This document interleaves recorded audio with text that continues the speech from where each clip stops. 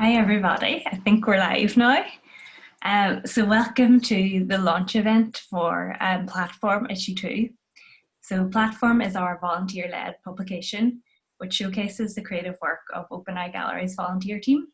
It was founded in 2019 by Open Eye volunteer Leah Jones, who then handed over the reins this year to a new team.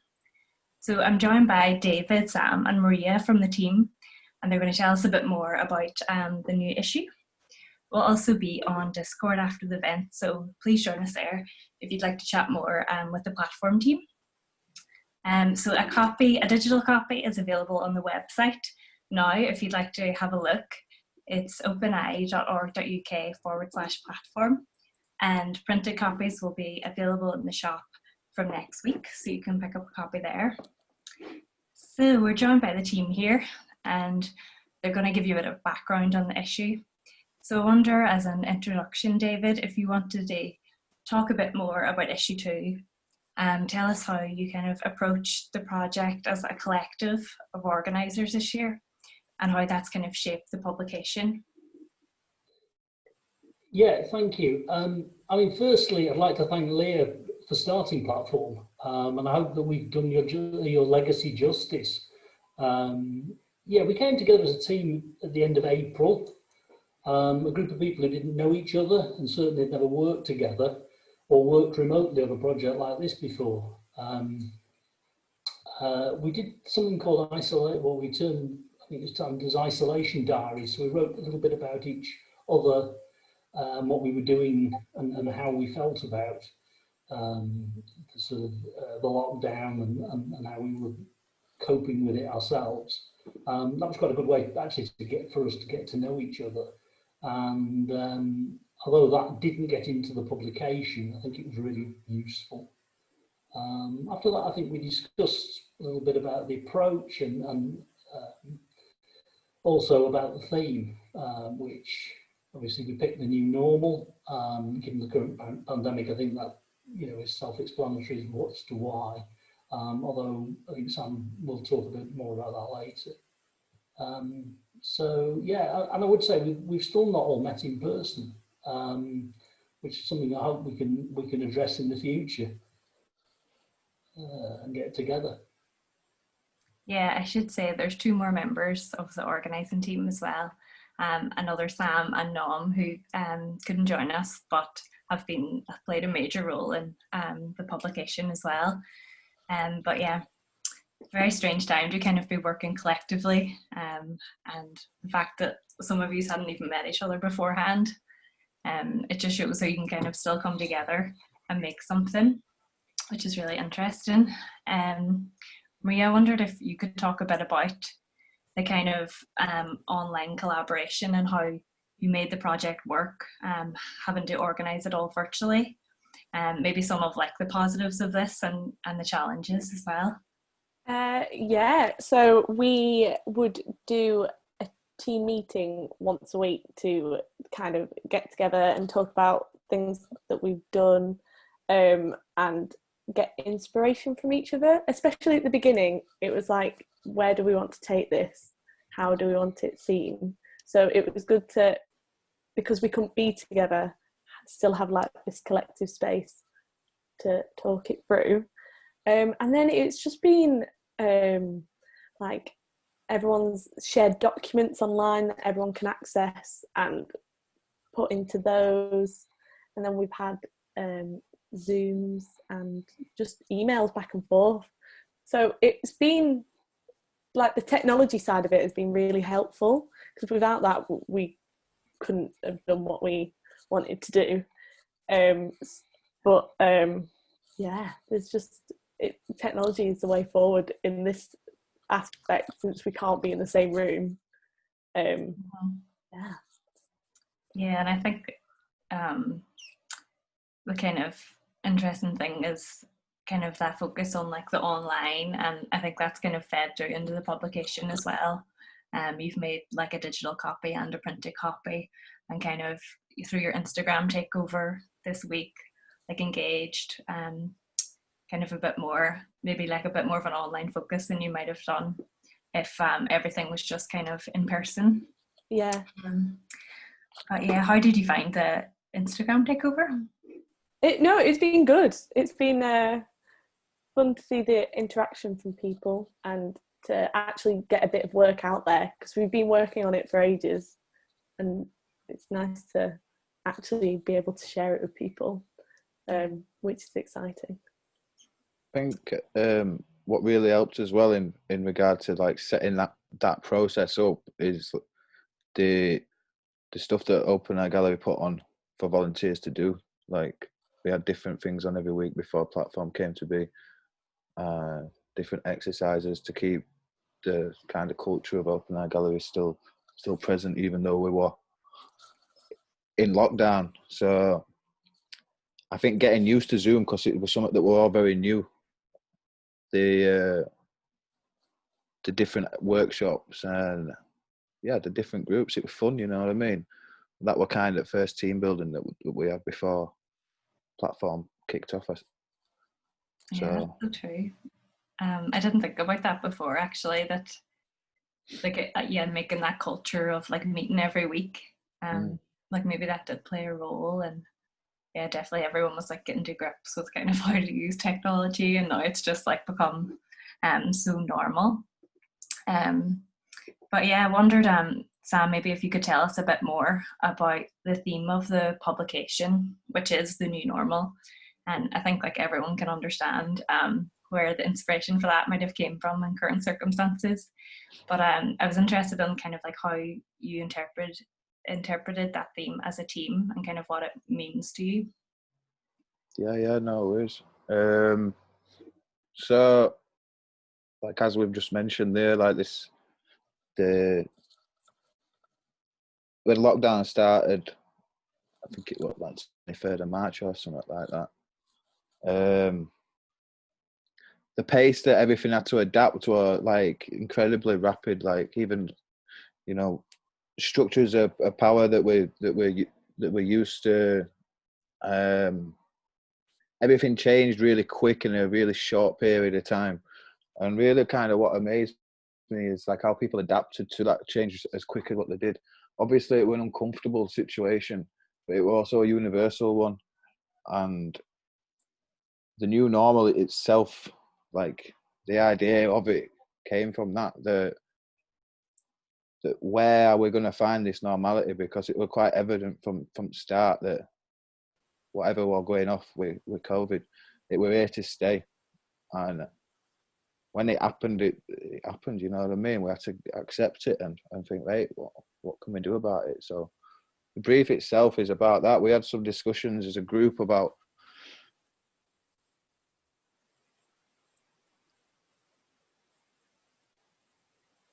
It's cut out there, Sam. I don't know if you can still hear us. spending time on your own. Oh, I'm sorry. You're fine. No, keep going. You just got out for like a few seconds, but you're back now. So yeah, we discussed different facets of like what this new lockdown, what this new,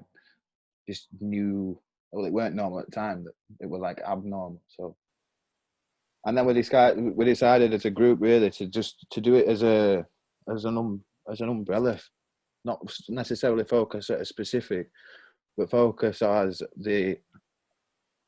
kind of on the universality of it. That this is this thing that's come. It affects everybody, you know, which is something that hasn't really happened before. So it gives everybody a chance to share with them, to share with us, and to share their normality, how they've coped, and what they've put in place or what they've reflected on. And instead of focusing on a specific, it gives the opportunity to the artists to be able to choose which their own specific, you know. I think the publication really reflects that as well. And even though the kind of theme is a new normal and it's reflecting on like a challenge in time, it's quite like outward looking. Like all of the projects aren't like this, like, oh my god, this is awful, but it's quite like positive in its feel. and the design as well, actually. But yeah, maybe if we had a bit of a look at some of the work. David and Sam, you both have projects in the publication. So maybe if you could talk a bit about them, and we can have a bit of a preview of the publication as well. I'm just going to share my screen, figure out how to do that.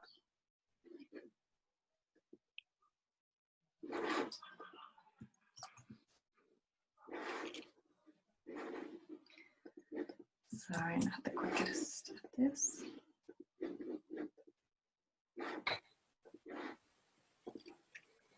Can you see that okay? I'll just put it on full screen. So here's the publication. I'll have a little scroll through so you can get an idea of the layout. And Maria, you'll talk a bit about the design maybe after, would be nice. Yeah. So David, this is your project, and I think it's on this page as well. But yeah, would you like to kind of tell us a bit more about that? Yeah, I mean, I'm interested in industrial history, and I've been looking at how and why we mistreat our waterways, whether they're canals or rivers or whatever. I suppose the project came about because as we came out of lockdown, I had some time to kill. I was in Manchester city centre, and I spent some time walking around and investigating the waterways, mainly the lesser known rivers, the Medlock and the Irk, which obviously everybody, or most people know the Ur well, but there's also the Medlock and the Irk that runs through Manchester city centre, and these rivers pop up at different points through the city centre, and then disappear back into culverts. So I spent some time walking up and looking at the places where they popped up, and what of course I discovered was the enormous amount of rubbish thrown into those rivers. I mean, they've always been used as almost as open sewers for waste, whether that be industrial or human, but they're a lot cleaner than they were, and indeed there are fish in the Medlock. Certainly, I don't know about the Irk, but there are certainly fish in the Medlock. But we still chuck so much rubbish in them, and it's incredible the amount of waste that ends up in the rivers. And I think, you know, at this time, as we look to the future, and you know, we think how we can change things, how we can learn from the outcome of the pandemic, I suppose. Basically, we need to take more responsibility for our environment. There's a Native American proverb that says, "We do not inherit the earth from our ancestors, we borrow it from our children." And I think that's really, really telling. I think we need to look at what legacy we're leaving our children, because the rate we're going, there's not going to be much to leave. That sounds quite downbeat, and I'm not trying to be. I'm just saying here's an opportunity. We've got an opportunity. Things have changed. Let's use that for some good for the environment. And you know, I think people are starting to think about it. I think, you know, there's a I read recently there's a cross-party consultation Parliament has just done, which has found that most people want to see more equality and priority given to the environment as well, which, you know, I think is really positive. Yeah, definitely. I think people have been reflecting a lot more on the kind of impact they're having on like society, on the planet, all those different things. Like people have had more time to kind of reflect and think as well over this time. People have spent more time at home and in their local environments, so local parks and things like that. So they've seen what it's, you know, and they've been more aware of the sort of rubbish we're throwing out, pollution, and of course the air's been cleaner as well, considerably cleaner without so much commuter traffic on the road. Mm-hmm. Yeah. So was this part of a kind of wider series where you kind of documented a number of different sites? I've documented a number of different sites. At the moment, I've just looked at primarily at the two rivers. I've done a little bit of work on the canals in Manchester, and I am intending to take it further and look at it in a much wider view of this, really.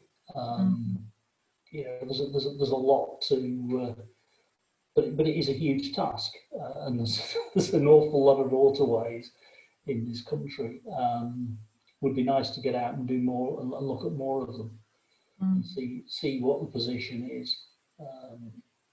The idea being really just to encourage people, to show them what it looks like and show them what. If you look at the image on the screen now, I mean, there's a weir there. Obviously, there's a lot of stuff caught up in the weir, but actually, that's in a little linear park just outside the city centre, quite near to the Etihad Stadium. And it's a beautiful little walk through there. It really is. You wouldn't think you were, half a mile from Piccadilly Station, but you could be anywhere. And obviously, without so much traffic, it was incredibly quiet when I walked up through there as well. But it's a really interesting part of Manchester. I'd recommend anybody go and have a look at it. Go and have a walk through that area. It is really interesting. And was this image taken in the same area, or was it? That one is actually the River Irk, not the River Medlock. The other image is the River Medlock. That one's the Irk, which runs. I'm trying to think exactly how to describe which part of Manchester it runs through.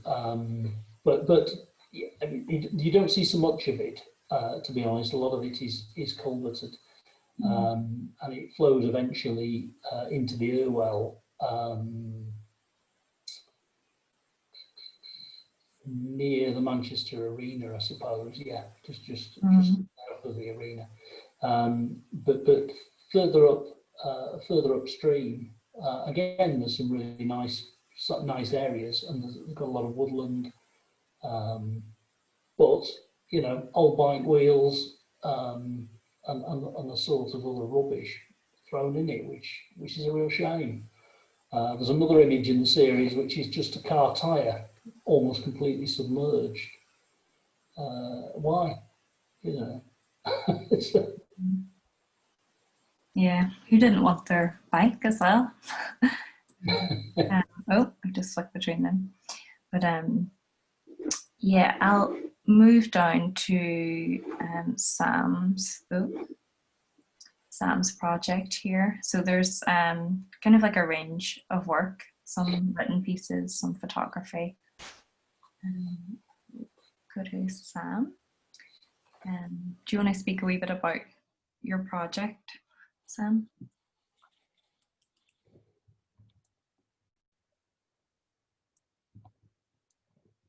Sam, can you hear me all right? Sorry, cut out then. I was just saying, did you want to tell us a bit kind of about the project? Yeah, definitely. So, as I mentioned earlier about like the new normal that I found, that we all found is sending like, I'm in recovery, and I live in a recovery house, and for recovery, part of like my normality previous to COVID, and a big part of that normality is like meetings, mutual support groups, and getting out and that, and when lockdown first happened, I found it really difficult, to be honest, and almost contemplated going back to Yorkshire, which I decided against. And when I stayed, and I kind of like assessed the situation and thought, right, this is happening. Like, acceptance is a big part of a recovery, accepting powerlessness of a certain things that I can't control what's happening, so I have to accept what it is. So I did. I accepted it, and I stayed. And I suppose this kind of kicked off like a body of work, or a body of work that maybe became more serious, or that maybe I actually give it much more thought than what I was doing. I was kind of taking photos previous to that, but the photos that I started taking in lockdown, it was that, you know, I stayed. There were 6 of us here, and it was opposite to what I first thought when that initial lockdown happened. It was a really positive experience. You know what I mean? We really tied together. We really looked after each other. We did groups with each other, and we supported each other through it. And these photos reflect that, really. They're reflecting that, you know, given circumstances that there were, we tried his best to make most of it. And, you know, that meant that I've had a tough time, you know, and the strength really come through and got me through, got me through the thing. So it's kind of an homage to that, an homage to recovery, because that's what's helped me get through this period and adapt to this new normal that we found is sending. So yeah, that's pretty much the basis of it. That work's continued now, and it's kind of developing. You know, from them groups that I set out, I've been running. That's carried on as a little exhibition in Wavertree with the guys who were part of that group that got formed in lockdown. And yeah, that's what it is. It's me just observing my world. It's me observing my normality and living with lads who are also in theirs.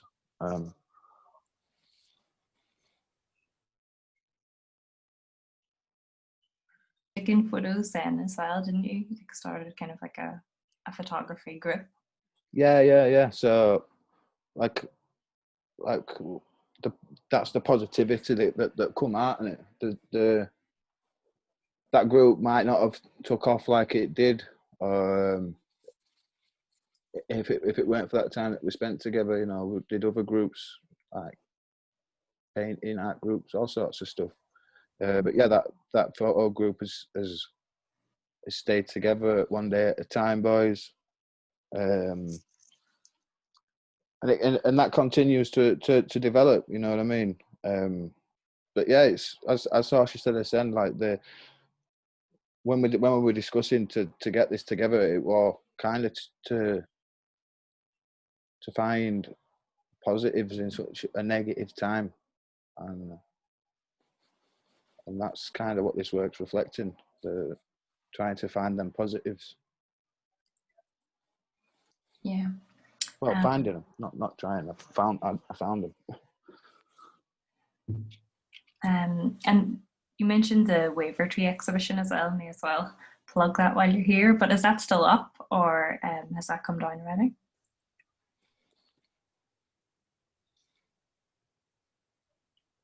Oh, I think I might have lost Sam a wee bit. Reloved. It's like a community hub project that's been running for the past 2 months, and they're doing some really great work here. So if any folk want to come down and see the work. I'm sorry, I just lost you for like a couple of seconds, but what date did you say it was on till? It's on till 31st of October, and it's on Wavertree High Street, called Reloved. It's like a community hub that's been open for the past 2 months. They're doing some really good work in and around Wavertree. So yeah, if you want to come down, get yourself down. Definitely. I think it's open 10 till 3:30, isn't it? Yeah. I had a little look. So if anybody's about, definitely have a look at that. So thanks very much for telling us a bit more about your work. Yeah, I wondered, Maria, if you wanted to talk about the design kind of choices. I'll just stop sharing a bit. I don't know what I've seen. Yeah. So with the design, we wanted to make it bright and bold and eye-catching, because to celebrate the work that people have been making over this time, because a lot of people have been a lot more creative than they would do just because they had the time to do it. So we wanted to draw people in with the bright, bold colour, font, and we went for a more pastel-y colour for the background. And it was, we wanted just the pages to stand out, and it also to reflect people's work, because we found that a lot of people were using quite pastel colours throughout, and so we thought it worked really well. But the purple, it was to, so the images are quite isolated on the page, so that was to reflect the isolation and lockdown and quarantine. And I think we found out purple was to reflect mental health. I think that was just a happy accident that we found out, and it worked really well with the project we were doing.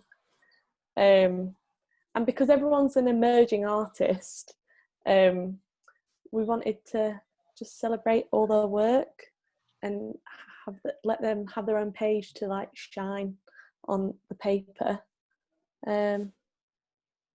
Yeah, it was good. And we wanted it to also reflect the open eye, but not be too much of, because we volunteer there, and that's how we all met. So we all like introduced to each other. So it's how we wanted it to look. Yeah, did that make sense? Yeah, definitely. It kind of pointed out things that I hadn't thought about either. Because there's quite a lot of you've given a lot of space to the work and the design. I think each project is spread across about 3 pages, isn't it? And yeah, I think it just works really well.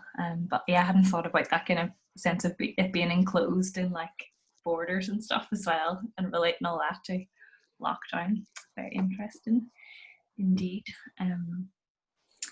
Yeah, so you had an interesting way of kind of funding the project as well, and you were thinking a bit about how you could fund it in a way that was sustainable, and you didn't have to kind of recoup funds all the time. So I wondered if David, you might talk a wee bit about kind of how you approached funding the project, and you're also donating the proceeds to any printed sales to charity as well. So I'm wondering if you could just tell us a wee bit about that. Yes, certainly. I mean, I think we started to think about how we would approach this when we decided, I suppose, that we were going to produce a paper copy, a printed copy, rather than just an online publication. We thought, well, we're going to sell this. How are we going to raise money, first of all, to pay for it? Are we going to take that out of the funding, out of the sales of the publication? But we also thought, well, actually, it'd be really nice to be able to donate something to charity. So we wrote a proposal and asking for donations to pay for the printing, which, thank you to our sponsors for that. Very, very generous of you. We really do appreciate it, and that means that all the proceeds from the print sales will go to charity. And the charity we picked was the Independent Food Aid Network. The Independent Food Aid Network supports a range of independent frontline food aid organisations and advocates on their behalf at national level. So these are primarily food banks, which are very much in need at the moment, providing emergency food aid and get some get good food available to people who at the moment are really struggling. Many of you will have heard of the Trussell Trust, who support about 1,200 food banks across the UK, which is an incredible number when you think about it. But in addition to that, there's another somewhere around 380, 390 more, which are not connected to the Trussell Trust, and are and the Independent Food Aid Network helps. So all this money raised will go directly to them, and they will use it to help fund their work. Many of these smaller food banks are community organisations. They're church led. Some of them, and there's a whole range of people have set them up, particularly during lockdown. And there's more and more people needing them. In fact, tens of thousands of people have been forced to rely on food banks for the first time during the COVID pandemic. And it's estimated there will be an increase of 61% in the demand for emergency food parcels this coming winter, compared to the same period last year, which is an incredible increase, and an increase that, why? It's good food should be available to everybody, and easily and affordably. I think they're estimating that there's 846,000 food parcels will be delivered between October and December this year. As furlough ends and unemployment is set to increase. So that's 6 food parcels every minute during that period. Think about that. It's an incredible number. So yeah, the Independent Food Aid Network needs as much help as it can, and hopefully we can provide some of that. So please buy a copy. Please buy a copy of the platform. You're helping a really worthwhile cause. Definitely. I think that kind of brings it home a bit, just about kind of the reality of lockdown as well, and that people are kind of struggling. And I think it's a really good idea to kind of donate the proceeds. We have a kind of question related to that from Sarah. So she said, I'm interested in this model of creating something tangible and lasting, like a publication, collaboratively to raise money for charity. And kind of she wondered if you'd thought about approaching businesses and to see if they could create like a platform type of publication with staff as part of their corporate social responsibility programs. So both, I suppose, thinking at a time when kind of corporations usually do fun runs or fairs or something where people can gather, and it's like a social event to raise money, but it's obviously not possible now. So the potential to kind of still do something creative, but that it's a kind of like physical publication is like a brilliant idea, and whether you could maybe share that with people or suggest it to more people as a kind of way of working. Well, yeah, I mean, I can answer that. I think that's a great idea. It's not one I've thought of, and but it is certainly something I'd like to follow up, and I'm sure the rest of the team would be interested. I'm speaking for them there, and I probably shouldn't, but I think, I think it's something that's really worthwhile pursuing. And if there's any big organisations watching this, then please get in touch if you're interested, and if there aren't, well, perhaps we'll get in touch with some and see what we can do. It's very true to say that organisations can't run the events that they normally would run, and certainly it's something that they could do, and which would help, boost staff morale, which, in many cases with lots of people working from home is probably not as good as it was. It's team building, which certainly can be done even through something like this online. Yeah, maybe that's something we can think about for the future. And yeah, in terms of kind of the future, are you thinking about making another issue soon? How often are you going to kind of release the new issue? Yeah, I think we decided to do it on like a quarterly basis. So there'll be 4 issues a year, and yeah, we're still to like discuss like themes moving forward. But I think in conversations that we've had previous, we'd like to kind of address what's going off and our responses to what is going off. So because the volunteers that are here, we're all in different places. We all have different ways of expressing that, and I just think it's a cool thing. And like similar to the previous question, I think as a model, like when you can't go and meet someone or chat with them. I know it's a bit more relaxed now, but when we were making it, that were off cards. Like I said, none of us have met yet.